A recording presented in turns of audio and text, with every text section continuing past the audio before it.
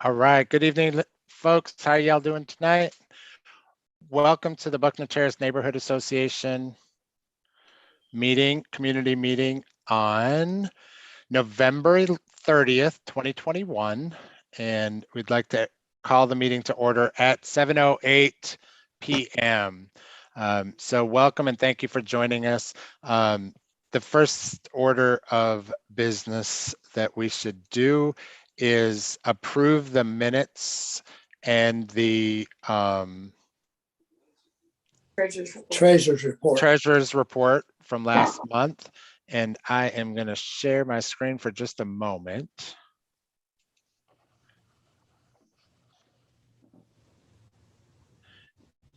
All right, so if everybody can see that, we'll take a motion to approve the minutes from the October 26, 2021 meeting. And just for your information and point of reference, these are these notes or the minutes are available on our bucknerterrace.org website under bucknerterrace.org/meet. There's a tab that takes you to a link where all of our previous meeting minutes and our treasurer's reports are located. So if I can get a motion to approve those.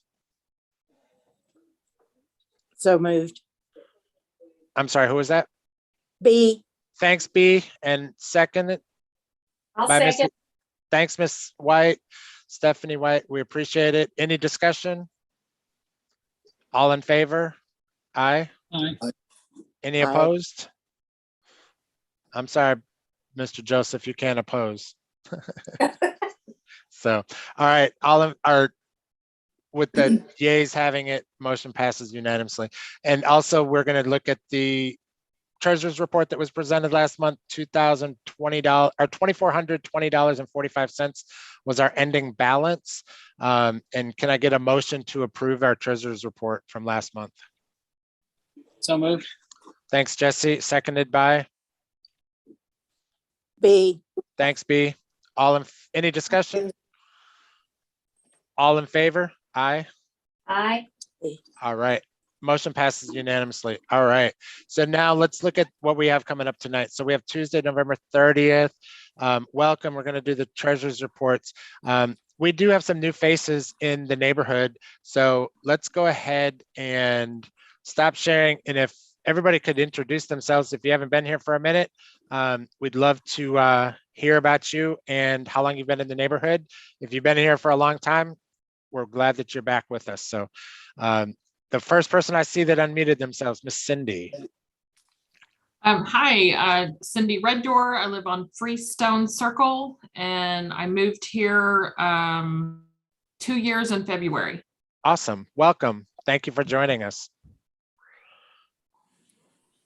Do we have anybody else that hasn't been here for a while that would like to say hello? Hey, Miss Denise, I see you. Say hi. All right. Everybody else has been a regular, but we do have a special guest in the house too. And we'll get to him in just a minute, but we have our principal Joseph in the house. So look at that. We got two Josephs in the house. Joseph's ruling the world tonight. All right. So A and B. right. All right. So the next thing on the agenda would be the elections of the 2022 officers. And the slate of officers would be that were presented last month. I would remain as the chair, Corey Mack as the co-chair, Jesse Armstrong as the secretary, and Mr. Tom White as the treasurer. Do we have any other nominations that anybody would want to put forward before we take a vote? With that being said, if there's no other additions, I'd love to entertain a motion to approve. I make a motion to approve. Second, A second. thank you. Any discussion? All in favor? Aye. Aye. Aye. Thank you. Your victims have been sworn in for a new term. So Who was We- who was the motion by? it Me. was Stephanie White and then Cindy Stephanie White, Reddor. okay. Thank you. All right, excellent. Well, thank you so very much, and we appreciate that. So what's happening in the neighborhood? We got some different things happening. FYI, if you didn't know, redistricting is happening right now, and how it's affecting Buckner Terrace. We've got a new congressional district, and what that means, Eddie Bernice Johnson has represented Buckner Terrace for many years, but we have been drawn out of her district at this point. She's retiring, yes. Miss Jasmine Crockett is running for her seat. That's one of our friends of Buckner Terrace. But I can't have any bias, but at this point, she's not our rep anymore. So that was just a shout out to my friend. But was that bad, right? But our new congressional congressperson is Colin Allred. And I think I'm working on getting him to come to one of our upcoming meetings because I think that he will fit into the Buckner Terrace community very well. So we'll work on that. But you know what? What I did miss that I didn't put on the agenda, because we do have Mr. Our NPO Brian Joseph here. We can talk about our crime stats for Buckner Terrace. I do know, if you haven't looked on the Buckner Terrace website, Manuel Valadez with the VIP program tracks our crime in Buckner Terrace every month. And if you look at bucknerterrace.org, let me try to pull it up real quick behind the scenes, just so I can give you accurate numbers. The crime stats, last month we had 14 incidents, which is 0.53%. 99.47% of our homes were not affected by a crime. That's less than 1% of our homes are affected by a crime on any given month. On an average for 2021, we've been at a 99.4% average of our homes not being affected by a crime. So knock on wood, whatever we have to do, our neighborhood is one of the safer neighborhoods in the city. So we thank you, Officer Joseph, and maybe you can give us some updates. I'm sure there's some questions about some things that are happening. I do know there was a tragic accident on Ferguson, and I know it's an all hands on deck that they're going to find this person that, hit this lady, killed her. And it was a hit and run incident. Maybe Miss Officer Joseph can share a little bit more. I don't know what he knows or what's out there right now, or if there's any progress, but that was a tragic accident. And, we all have those streets. Buckner is one, Jim Miller is one, Ferguson Road is one across the freeway. We just have, people that disrespect communities and people that are pedestrians. And it's hard. This lady was out walking her dog. So it's tragic. So Officer Joseph, take it away. Yeah, I'm glad I think that's the second one in 2 years. Because the lady off of Honeycutt, that happened to her also. But she was in her yard and got hit by a car. I don't know too much about that one. I don't think because they it's were on the other racing side on of the that one. freeway. I think that was a chemical influence. Yeah, chemical induced, yeah. Yeah. Drug induced, yeah. He was high off of PCP, I believe, that day. But like Mr. Wood said, crime, y'all are doing pretty good in the area right now. You got a UUMV. Is there an echo? Yep. Hold on, let me go to the other room. You guys have, everything is good. You had one UUMV, and I've also that was on. I'm sorry, and that was on Enchanted on the 29th of What's a UUMV? Someone stole someone's car. Okay, thank you. Now get ready. And I looked up your crime stats from the past year, and you guys are doing excellent. Everything is down. We're total down for 2012, 12-16, which is the area west of Jim Miller in Buckner Terrace. You guys are down 15% in crime for the year, which is real good. And most, like I said, key word he said was homes. Most of the problems are in the apartment complexes and off of Samuel Boulevard. So everything's going good. And on the east side of Jim Miller, it's down 2%. And that's because of Walmart and small things like that. Walmart and the apartment complexes. So everybody's in the neighborhood is doing pretty good. So I want to commend you guys for that also. But with that being said, you said that includes Walmart and the apartments over there. Yes, sir. So when we remove those from our stats, Great. like we consistently do, I would challenge the fact that that side of the neighborhood is just as equally down Yes. as far as our homes. So overall, we are trending well. And that isn't anything that I've done, the current police have done. That's all hands off. That's hats off to the neighbors that did crime watch in this neighborhood for so many years and set the stage for today. So Miss Hawkins was a crime watch VIP person. Mr. White was doing it. People did that religiously for many years, and that set the stage for everything that's happening today. So hats off to the neighbors that took care of our neighborhood for so many years and are still here fighting for us. So thank you. Sorry. And Miss Denise, she brought up about gunshots. I remember. Yes, there we go. There was a drive-by on Eck Ridge on the 11th of this month.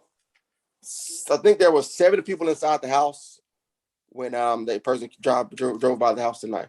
Mr. Woods did send me the someone sent him the what was that the ring you sent me, Mr. Woods? Of that night of the gunfire. Oh yeah, now that was a recording from Mr. White, so it's actually like 2 blocks away. Yeah. So there were seven victims. It doesn't say how many were shot, but there was a total of 7 people in the house. And when you guys do hear gunshots, please call 911. Like when Mr. Woods sent me that, I was like, oh, that's like it. That's not a random gunfire. That's somebody trying to shoot at somebody. So if you hear those gunshots, please call 911. It does not. If you hear 2 or 3, call. But one thing we do know about that incident is somebody actually was shot in the foot.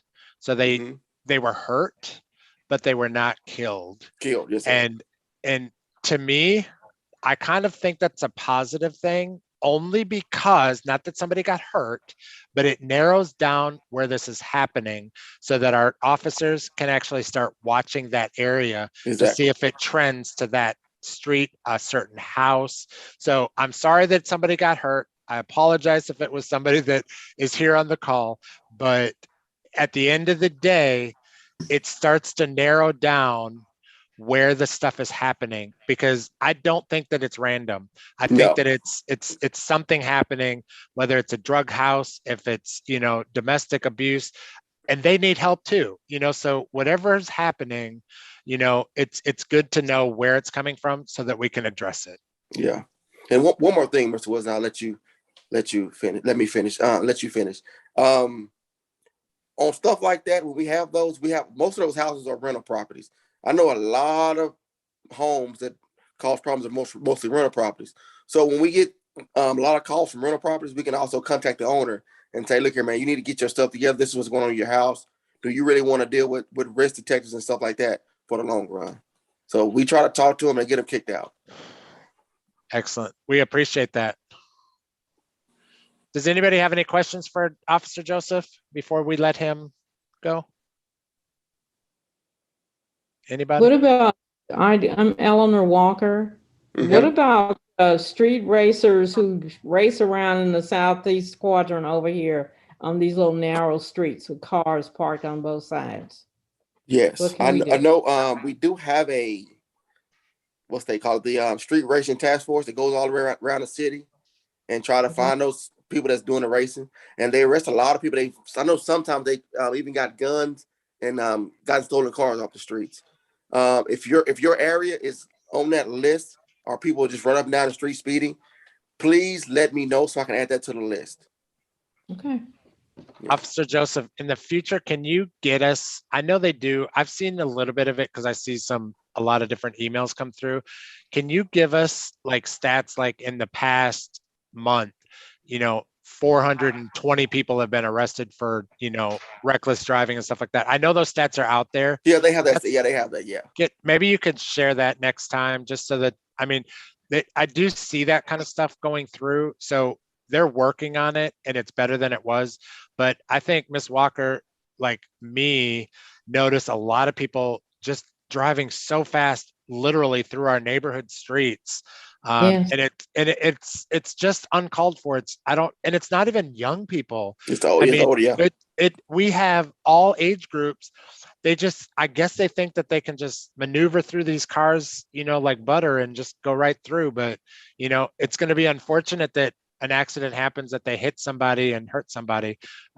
There's bad ones that have done that in the past that, they were impaired and all of that. But there's a lot of people that, they could just be thinking that they're driving fine, but they're just driving too fast and an accident will happen. Exactly. And that's when it's tragic, in my opinion, is when it's really an accident that really is going to change everybody's life. So thank you, Officer Joseph. We appreciate what you do for us.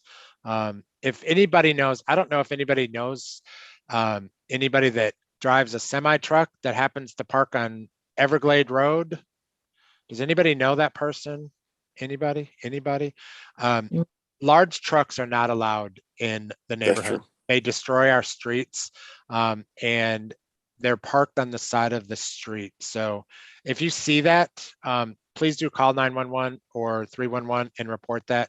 But I know that they're working on catching that person to, encourage them to park their truck somewhere else. So, Mr. White.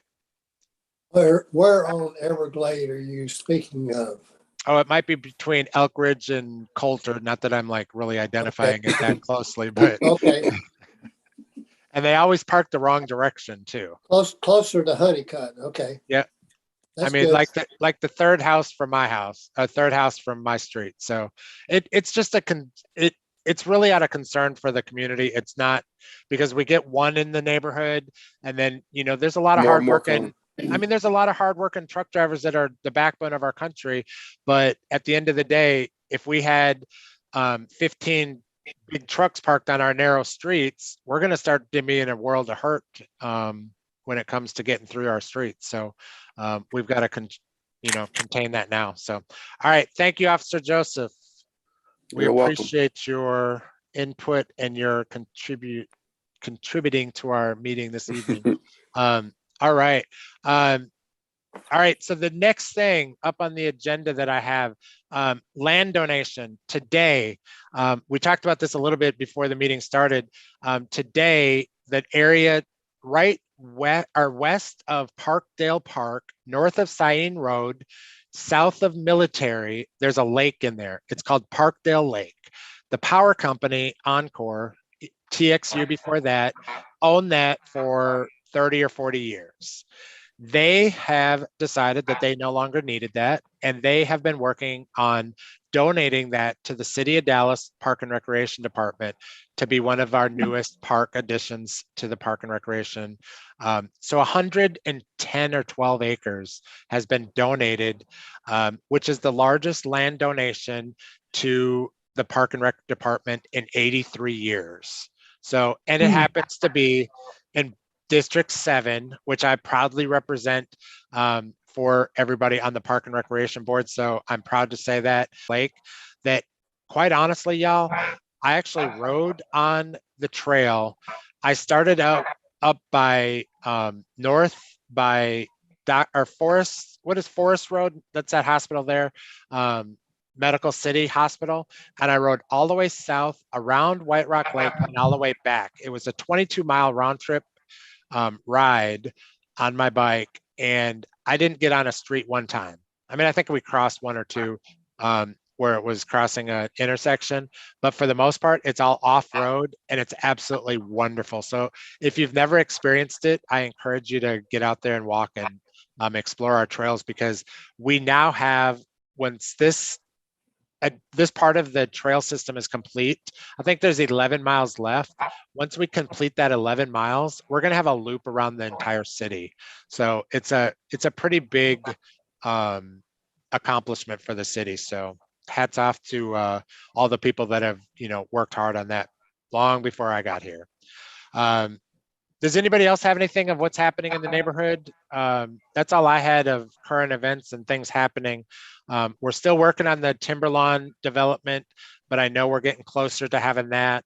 We're going to get some new improvements at Everglade Park yet. We got more coming. So you've seen a lot so far, 120 some trees.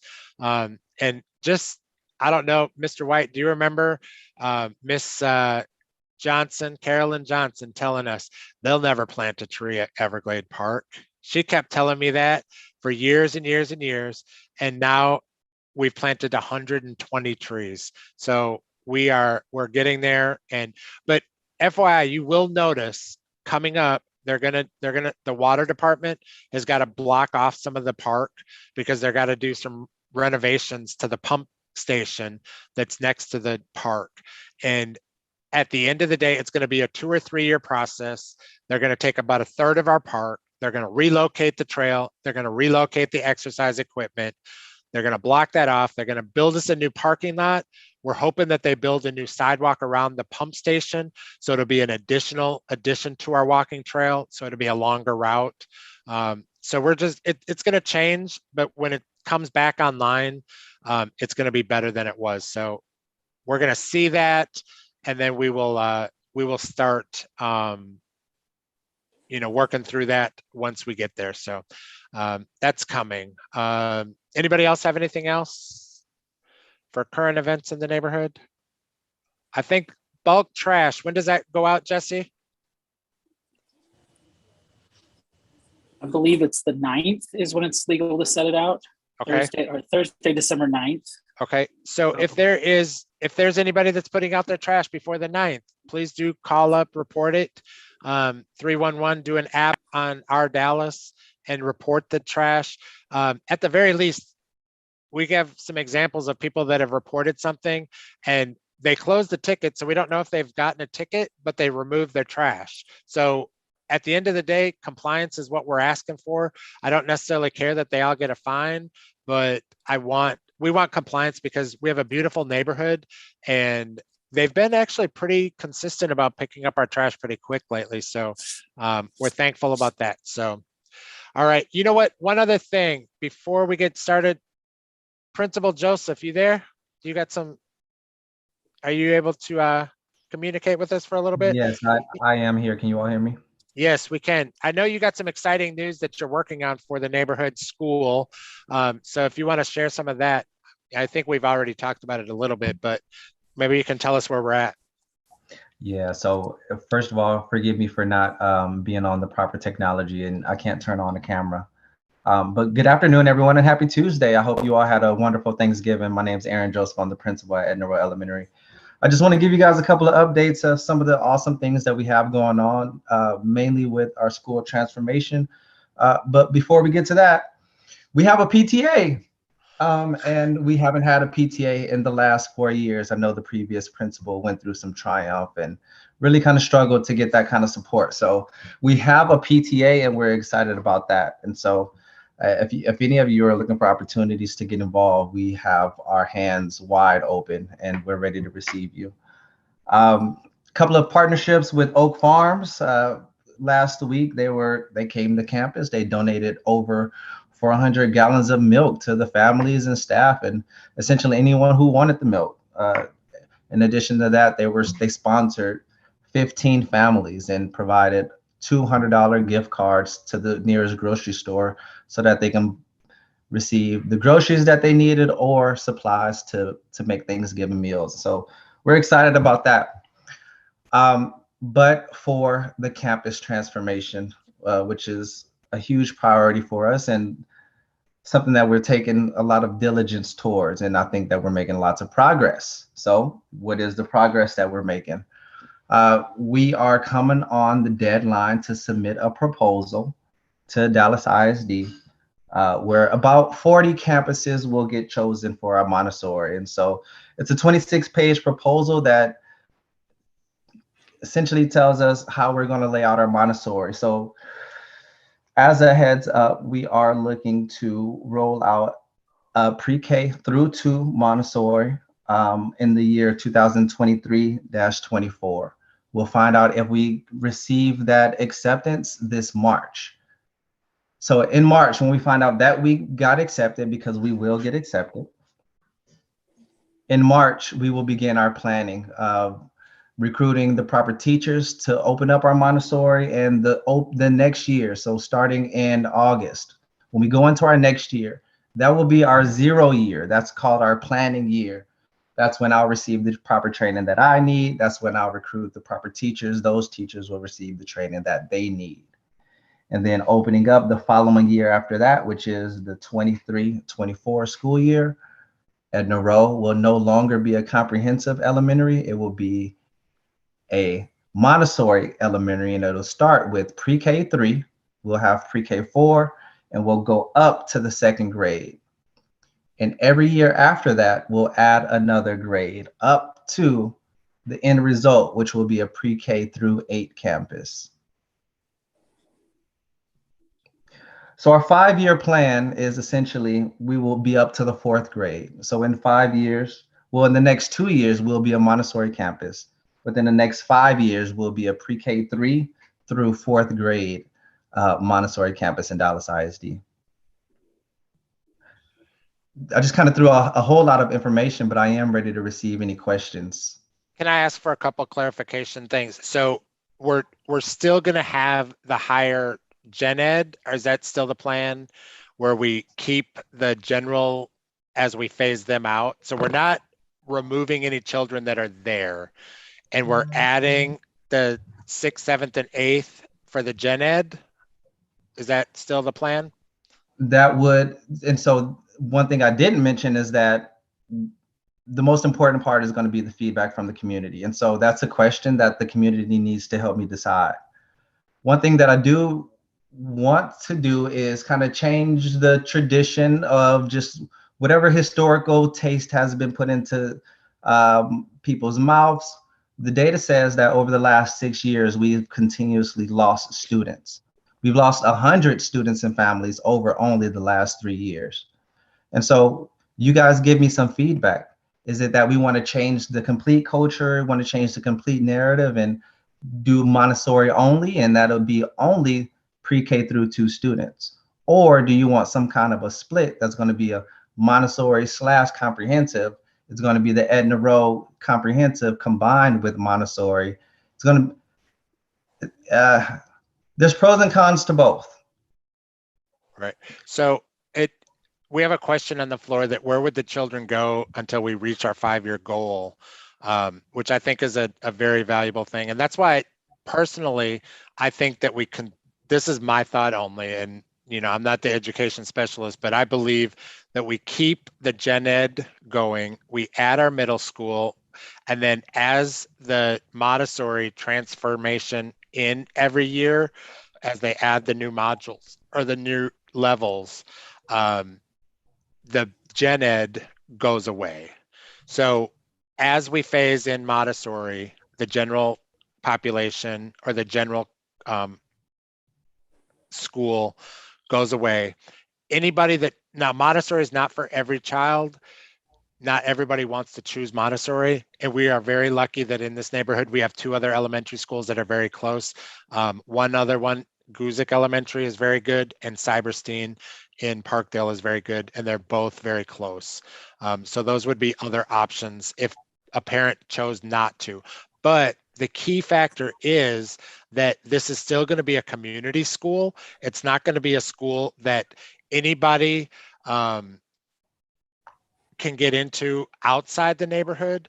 The neighborhood kids and families have first option to come to this school, and they have automatic entrance, is what I understand it to be. Correct me if I'm wrong, Principal Joseph, but they have the first choice to get in. And if we have, say, maybe we have 20 spots open to fill our capacity, we can add those 20 spots from however they do it, the application process outside the community for transfers in. So I think that I explained that accurately, but we still do have, and if anybody wants to be more intimately involved in this process, we definitely are going to be needing the input along the way. I just wanted Principal Joseph to give you a taste of progress that's coming. And one of the things that we've worked on so hard is, we get a lot of good young neighbors that move in here. As soon as they start their family, they're like, okay, do we move or do we put our kids in private school? Because they're not trying to choose our school as their choice for their children. So we're really trying to change that narrative. So we appreciate the hard work that you're putting in. Bring in the Shep's Dairy. I know that was something that you guys, was it Shep's? I'm sorry, Oak Farms. Was it Oak Farms? Yes, it is. Oak Farm. It used to be Shep's. But Oak Farms Dairy, I mean, you went out and solicited that. You brought that into the community. You brought that into the school for our families. And, that bringing that in and caring and, the different things that you've done since you've been here is changing the culture of the school. So thank you for that. Anybody else have any questions, or did you have something else? I'm sorry. Go ahead. No, I definitely received that, and I'll receive additional questions, but I also want to reiterate that we are ready to receive any kind of feedback that anyone has to offer or any kind of support if you'd like to be more hands-on. And then I also want to reiterate something that Mr. Wood already mentioned, which was, this is really an attempt, number one, to create better opportunities for students, but number two, to create a better opportunity and a better neighborhood for the community. And so a part of what I am trying to do is also to better the campuses that Mr. Wood mentioned, Silverstein, as well as Connor and Callejo. And so what that does, well, I don't want to go too deep into it, but I'm also working on trying to build up those schools as well, which is going to ultimately impact every single student in our community, whether they go to Edna Rowe or not. And then the last thing is that there is going to be once we go through the transformation, we are not going to, if they live in our zone, they automatically have priority. So any student is going to have access to our campus. If they choose, if they want to go through the Montessori, if it's not their choice. And honestly, y'all, I don't know if you don't follow our schools very closely, our schools, Guzik, Edna Rowe, and Cyberstein are the three closest to the neighborhood, and they all have rock star principals. Like every one of them works really, really hard for the community. So we're very lucky with that. So that was our weakest link, is the 6th, 7th, and 8th grade. That's why I think it's important for us to, because between that 5 years, we're going to lose everybody that goes 5th, 6th, and 7th, or 6th, 7th, and 8th if we don't add that on now. So that's why I'm pushing for that, because I don't want to lose any more neighbors when they want to move their children out of this area. So that's my thought on that. Anybody else have anything else? Anybody have any questions about the school? We do want to do a principal appreciation thing, and we'd love some. Can we have volunteers yet, Principal Joseph, to come in and cook breakfast for the teachers yet? Is that something we can do yet or not yet? We're working on permission for visitors to come into the building. I think the most recent update that's been released is you can come in as long as you want to show proof of vaccination. Okay. So we want to look at an opportunity to show appreciation to not only Principal Joseph, but his entire staff that work really, really hard for us in the community. So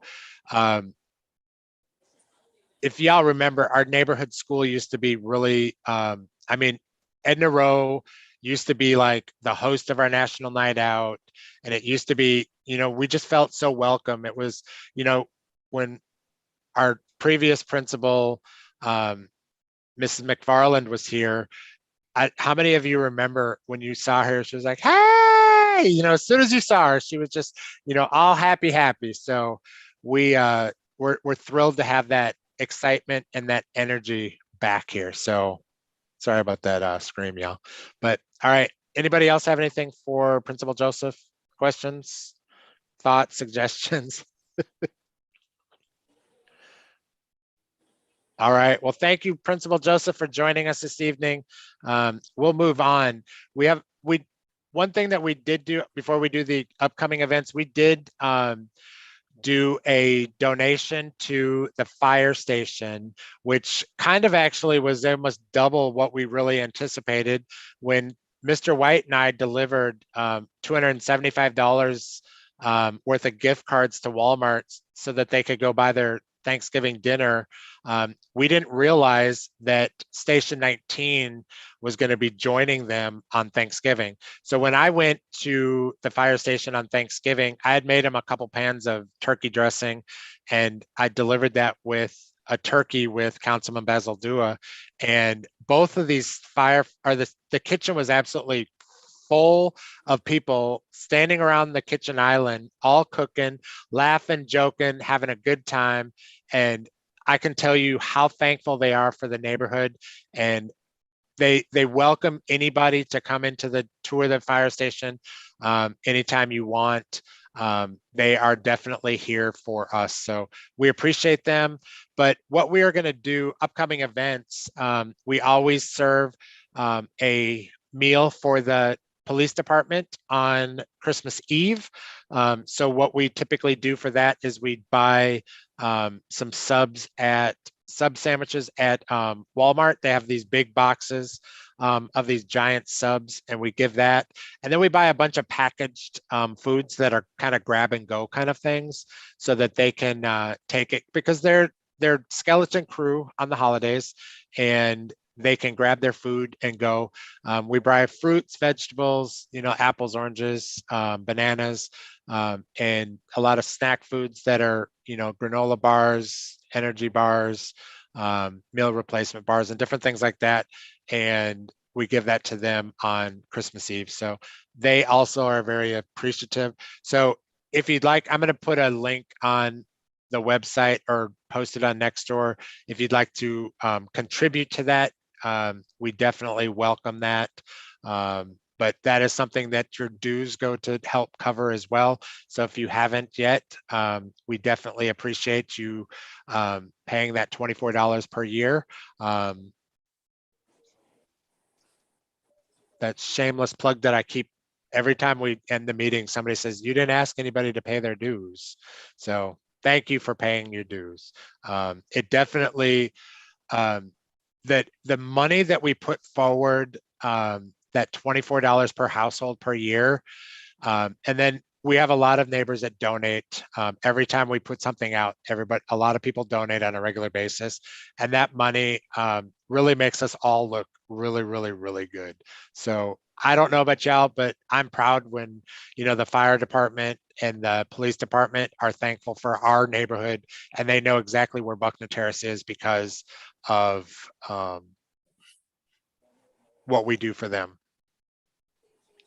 Officer Joseph doesn't get the thing because he doesn't work on Christmas Eve. Oh, you're muted. Unmute yourself, Joseph. Yeah, we want to thank you guys for that. I do get it every once in a while, and I will make sure I get it this New Year's. this Christmas Eve. That means he's got to work Christmas Eve. We have in the past also done a catered lunch for our NPOs, but that's kind of been off the table since of COVID. So we'll maybe get back to that next year. That's fine. But all right. And then the other thing that we're going to do, we do appreciate our fire department, and we only do the lunch for the Thanksgiving crew. But I've had several requests that we actually do something for all 3 shifts. In the last, I don't know if we did it. I don't remember when we did it. We did cater a steak dinner for all 3 shifts in the last year or so for our fire station. Not only 32, but we also did 53, which also serves Buckner Terrace. They're on the north side of 30, and they come over to help a lot. So we have done that catered meal for all 3 shifts. So everybody got it that works at the fire station. So we did it like 3 days in a row. We showed up and delivered a steak dinner. And I don't know if anybody's ever had Perry's pork chops from Perry's Steakhouse, but it's a specialty of theirs. And we actually did those for Station 53. So it's about time that we do another thankful meal for all of them. But for Christmas Eve, we are planning to deliver like cookies and maybe some sweet treats to the fire station with some coffee. So we'll take each shift. We'll do like maybe 2 or 3 things of coffee for each shift and a tray of cookies for each shift. So all 3 shifts for 3 days, they'll all get a holiday treat from our neighborhood. So we're working on that. We might even do that for the MPOs so that they get something. Anybody have anything else? Anything that anybody's got questions about in the neighborhood? Anybody? Well, if we have nothing else, Mr. White, take it away. Stephanie had a question for you. No, Yep. I just commented about the Road Dog Park. Edna Road Dog Park. Oh, absolutely. I don't know what, I mean, we haven't really officially named it yet. But you know what? That is kind of cool. And Miss White or Mrs. White, we do have to send out a big, huge thank you, is because she keeps the bags stocked not only around Edna Row, but she also keeps the bags stocked at Everglade Park for our bags or for our dog cleanup station. So thank you for that. The neighborhood, I don't know, how many years have we been doing that now? Probably 5 or 6, but we've put those cleanup stations out there, and consistently the neighborhood, we as the neighborhood have added those to the community. And as Stephanie can attest to, they get used. Yeah, they do. And I don't know about y'all, but when you drive by Edna Row, they had blocked off that back corner because it wasn't really safe for kids to go back there. And it had a gate. So we were unofficially, a lot of neighbors were using it as a dog park. Well, then they turned around and they blocked it off and took the gate out. And I was like, hey, can y'all put that gate back in? And they're like, why? And I'm like, well, we were and I was trying to do it on the sly because I didn't think that they would do it. And I said, well, because we kind of unofficially use it as a dog park. And the people at DISD said, well, why don't we make it an official dog park? So they created a couple benches in each area. So we have 2 sections, a small dog area, a large dog area, and they created a park bench and a trash can receptacle in each one of those areas. And there's a tunnel out there. But the cool thing is that we've had a neighbor reach out that has done dog park designs and landscape designs, and they want to help design a more aesthetically pleasing, landscape type stuff. Not really landscape because it's really be just grass, but maybe some silhouettes on the fence. Maybe we can each sponsor, like I know I have a boxer that I just lost, so I might want to sponsor a boxer for the back fence. And it's just a silhouette of a boxer, but it's going to always remind me of my Zeus. But we're going to try to embellish it and add to it. But the cool thing is I've seen so many neighbors that I've never seen before in there playing with their dogs. And we have neighbors meeting other neighbors that have never taken the time to stand in the same place with each other and actually have conversations where their dogs are playing. So it is something in addition to our, great new principal and administration over there, because he can't do it all alone, but he brings a lot of that energy with him. But the dog park is adding another layer of community. So thank you for that. We finally got some trash cans in the trash can so that when you threw it in there, it didn't just go onto the ground, because everybody was trying to do the right thing. So they tossed their bag of poo-poo in the new container, and there was no liner inside there, and it went right through to the ground. So I went out and actually bought that. Well, let me say this, the neighborhood went out and bought it via me. And we installed those trash cans in there. So we're now up and running. So if anybody has any suggestions or anything for that, please do encourage people to pick up after their dogs, because quite honestly, like I've told DISD, if people do not pick up after their dogs and it becomes a problem, we'll close the gates, we'll lock the gates, and we'll have to encourage people to, bring it back. So it's really, it's here for the good. It's here for the community. But we've got to encourage people to be good stewards of it, and encourage people not to let their dogs run in the playground, because people are letting their dogs poo-poo in the playground, and then our children play in that. So that is an ideal situation, that we're removing them from that area and we're putting them in a designated area that I think is more than adequate to bring so much to our community. So thank you, Principal Joseph, for not hating the idea and not turning it down, because he could have said, no, I don't want that, and it would have gone away just like that. So we appreciate that, and we're thankful for your support. Anybody else have anything? Thanks for the thumbs up, Principal Joseph. All right, with nothing else, it is 7:54. I've babbled long enough, and I appreciate everybody. And so I don't know if everybody knew, I was recently appointed the Vice President of the Dallas Park and Recreation Board. So I get a little bit more influence to service just a little bit better. So when I ask for another berm, they're not going to question me for a year. They're going to actually do it in a few months. So I'm thankful for that. And, if you see anything, not only in our parks, but across the city, if anybody hasn't seen it, we have some really cool light events at the Dallas Zoo. We have a drive-through light event that's happening right now through, I don't know what the end date is, but Dallas Light, or the Zoo Lights, is happening right now. And if nobody has noticed, at Fair Park, there's Enchanted, the Christmas, Enchanted Christmas, and it's millions of lights, and it's absolutely beautiful. I encourage you to indulge and go out there. I'm excited to check it out myself. And I don't know if Hamilton is still playing, but Broadway is back at Fair Park. So there's a lot happening. Has everybody checked out the Children's Aquarium at Fair Park? It reopened thanks to our councilperson, Adam Basil Dua. I'll tell you the truth. When it came to Park Board, we were told that there was no option, and I voted to close it.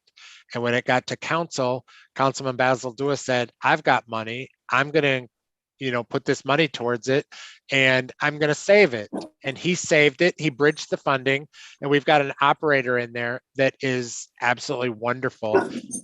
They went from, the one thing that I remember hearing was that you could feed the stingrays, right? That you could pet the stingrays. That was the only thing where you could actually put your hand in there and touch anything. Now there's at least 3 touch tanks. They're adding at least 2 more.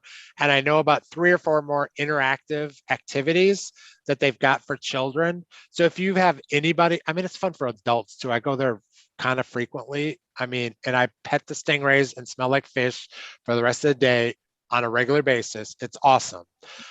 So I definitely recommend it. And if you have children, I can't speak highly enough about it. We want to bring people back there. And most recently, yesterday, I started a new job, and I am now a community affairs representative for DART. So if nobody knows this, DART is changing their bus routes starting January 24th. It's going to change how it comes into our neighborhood, through our neighborhood. Like, it no longer is going to come from St. Francis to Jim Miller on Everglade. It's going to go all the way up St. Francis to Samuel. Like, there's a link, and I'll put the link out there. It's Dallas, or DART Zoom, and I'll start sharing information about that. And then it's just changing the whole thing. People are going to have to walk maybe 2 or 3 blocks but yet it's going to increase the frequency of the bus service. And it's supposed to streamline and get us to our destination faster, especially in neighborhoods that are heavy dependence on DART. Buckner Terrace is not a heavy dependence on DART. We have a DART bus that's come through here for years. And I think it'll continue to come every 30 minutes off peak, and or every peak hour. Our peak times is every 30 minutes, and I think every hour off peak times. So it's definitely improving. But if there's improvements and tweaks that need to happen, DART is open to hear your suggestions. So if you see problems, you see concerns, you have questions, you have concerns, you can definitely reach out to me. Y'all know how to get a hold of me. So y'all have the inside track on that. But I am absolutely thrilled, because part of the starting of that job, honestly, you know what my selling point was, is I've been doing this community service stuff in the neighborhood for years. And that was what they were looking for, is somebody that works in the communities and does stuff for the community. So I'm taking the community to DART to come back to the community. So if you have any questions with DART, let me know. And I'll share information, and do share that with other friends that you know, or any contacts that you have. So any other questions? Enough about me and what we do, but we've got a lot of good things coming, and Hey, hopefully. Daniel, I have a question. Yes, sir. Yes, sir. I have a question for you. Being with the parks Yep. and recreation, can you tell me a little bit about why we keep getting these circus tents or whatever it is at the Big D Bazaar, and why is it that I don't see too many people attending that thing, except for a lot of trailers out there and a lot of vagrant people hanging around? Right. It's private property, so there's not a lot we can do there. It's So do nothing they associated. lease the place? Do they rent, or what? I mean, It's private property. It's nothing to do with parks. It's not a park event. It's not anything city sponsored. I don't know. Can we do anything to discourage it? Because I mean, they just about, they're always there. Yeah, let me ask and see if there's a permitting process for it. I can ask for that through the councilman's office, and we can look at it that way. But you know, private property, they can do what they want to do on their land. So until it becomes a problem like that, that's all I really know about that. I don't really have any. I've never stopped at it. I try to avoid that area when that's happening. So, but I agree. So everybody, Manuel is the one that kept up with our stats. He actually joined us after we had that conversation. So thank you, Manuel, for keeping us so organized on our stats. Like you said yourself, we're doing amazing in the neighborhood. It's very safe, and less than 0.53% of our neighborhood, 99.4% or 5% of our neighbors are not affected by a crime. So thank you for keeping track of that for us. Yeah, and even the businesses seem to be doing a lot better. There is a lot on the, we were getting caught up, and a lot of them were being reported on our beach that really weren't on our beach, but were on the other side of Interstate 30. Okay. They were being counted on ours. So I brought that up to the police, and they're doing a better job. So that's what's lowered ours quite a bit. Yeah, right? Manuel, that was a problem, because what happened is people to put the wrong address in instead of putting like 8. Yeah. Let's see, 80 was South Side, so 8200 East Charles Thornton. They'll put 8203, and that'll mess everything on Channel 3 side. So that's that. I did bring that up to him a lot. Okay. A while back. Yeah. Well, we appreciate that. It makes our neighborhood look even better. I don't know if anybody saw the real estate. So a couple things that we actually did in the last thing. Sorry to keep rambling, but you'll see a lot of Resource One on our website and on our Zoom thing. Resource One actually sponsored our website, so they paid the about $900. Was it, Mr. White? About $900 to the neighborhood for not only our website, which has got the website, the basically the management and the membership software all included. And it also has the Zoom. Zoom. So we have our own Zoom account now that we always have available. So if we ever want to have other meetings that we want to do for the community, whether it's, you know, whatever, we can do anything we want with our Zoom account now. And we just have to set it up and we'll have access to that. So let me know if you have on that. I think that's all. Okay. For real. It's 8:03 and I would entertain a motion to adjourn. Mr. White? I'll make And- the motion, we adjourn. All right. And a second? So seconded. All right, Mr. Jesse, thank you all very much. All in favor? Good night, happy holidays, and we'll talk to you all very soon.